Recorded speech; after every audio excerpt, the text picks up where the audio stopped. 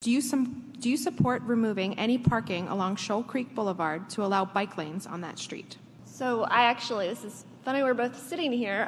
Both of us live on Shoal Creek Blvd. So I also live on Shoal Creek Blvd, grew up in this area and traveled up and down it on bike many times. I biked myself here to this meeting tonight.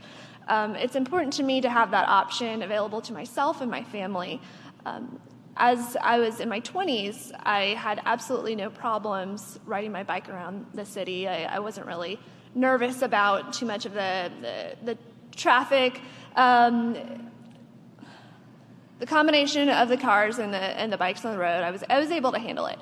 Once I had my daughter, that was when I really became concerned about the way that some of our streets are designed, because I'm doing a great thing for our city by removing a car from the lanes. We're all concerned about traffic congestion, so it's a great thing when people can choose to use other modes of transportation.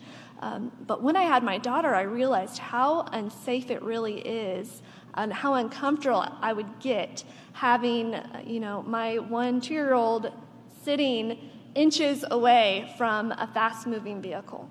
So with that in mind, and knowing that I stopped riding my bike as much because of the situation that we're in, I think it's really important that we take steps towards making the community safer.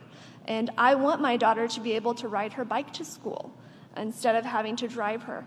And in order to make that happen, we're going to have to make some changes. One of the positive things is that we really have some creative designers down at Transportation Department, and one thing that we can do is make customized designs on the roads to make sure that everybody has some access to parking. So we don't necessarily, especially with the right-of-way that we have on Shoal Creek, have to remove parking completely from every resident and give them the protection that comes with bike lanes.